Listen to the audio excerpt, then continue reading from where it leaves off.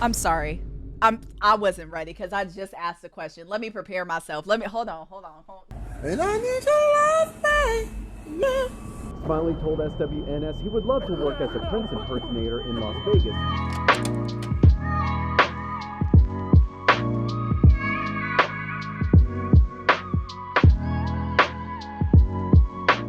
Okay, this one says, Prince Lookalike claims he got stopped by people 10 times due to the resemblance.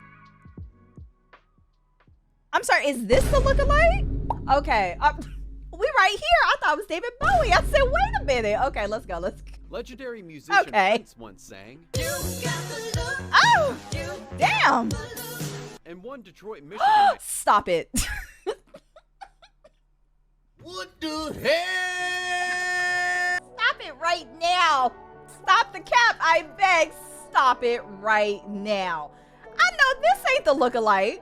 It's giving a little bit of Little Richard, right? It's not giving Prince. He stopped traffic.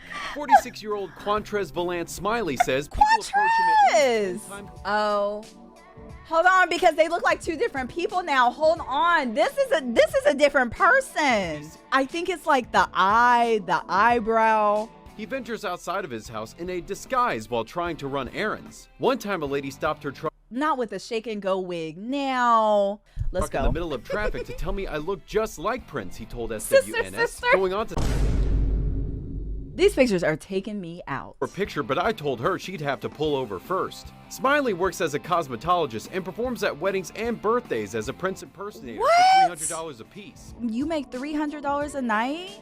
Hold on, he might have a nice little hustle. Hold on, $300 a night?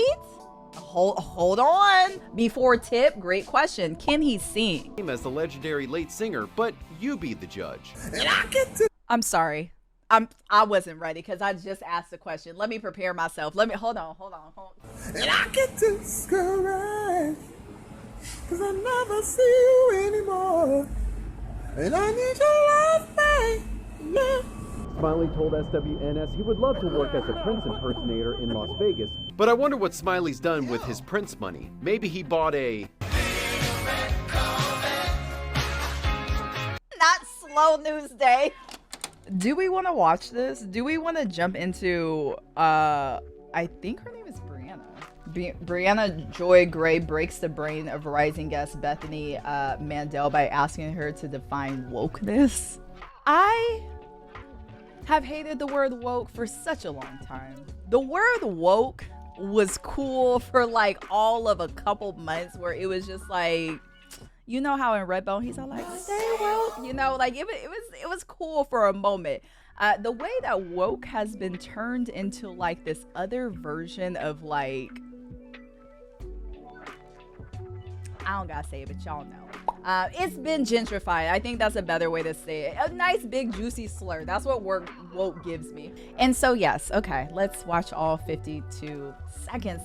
Of Americans consider themselves very liberal, and probably fewer of them consider themselves to be woke. And so, you know, when we talk about traditional, what does that mean to you? Would you mind defining woke? Because it's come up a couple times, and I just want to make sure we're on the same page.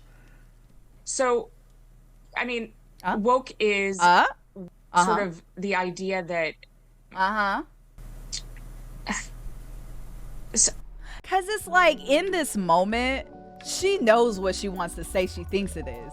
Do you say what you really think it is on national television, or do you dumb it down like you don't know what you're talking about? You know what I'm saying? This is going to be one of those moments that goes viral. I mean, and I'm glad you know, and that's what I'm saying. And I'm glad you know. Is something that's very hard to define, and we've spent an entire chapter defining it. It is sort of the understanding that we need to totally reimagine and redo society in order to create hierarchies of oppression. Oppression.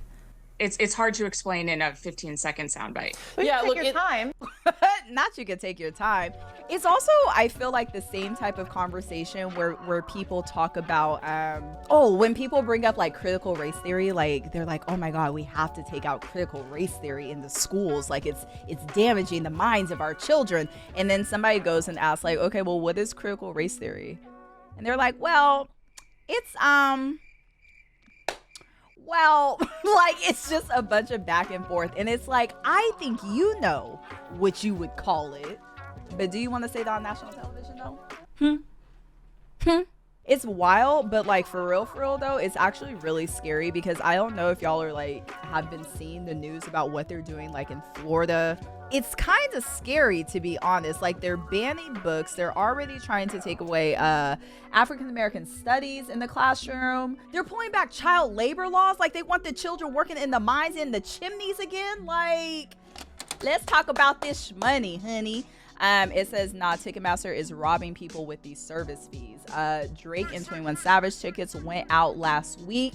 Now, Ticketmaster has been under fire for quite some time because people are real tired of the service fees. What are you paying service fees for? That's my, like, what is a service fee? Now, let's get into these tickets. They bought the tickets. They were $1,000. It's $272 a ticket for 2 tickets. So really it should have been $544. Even if you want to add just like a slight tax, just a slight tax. With the service fees, you bought 2 more tickets. This is the price of 2 more tickets. That tax on $527. Then you have facility charges for $4 a ticket, or their processing fee for $6. Not Ticketmaster said they want to go too. What is the order processing fee? Wouldn't that be for using Ticketmaster? Wouldn't that be okay, I'm using Ticketmaster to buy my tickets. Here's your little $6 for the tickets.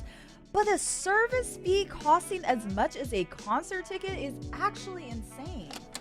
The baby came out with a song with Anthony Hamilton, and I'm not quite sure why. I'm just not sure who asked. I'm not sure who requested. The song. What the hell you gonna shoot me for? I just seen your ass on the Hold on, young nigga, no, not yet. I don't know who is worse on this track, and that is terrible to say. I don't know who is the worser, and What? We already, okay, so we're saying this is a typical DaBaby flow. First of all, going backwards, DaBaby has had the biggest fall off that I have ever seen in this genre, like ever. And the fact that we're still doing this is wild to me. Now, why is Anthony Hamilton hopping on a DaBaby track and it sounding like this? Cause I thought Anthony Hamilton could sing, but when he came in, hold on, young nigga, no, not yet. What is that octave? Anthony Hamilton?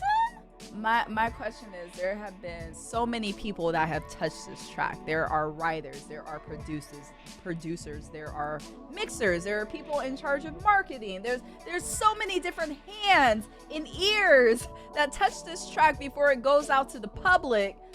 So why did we release it?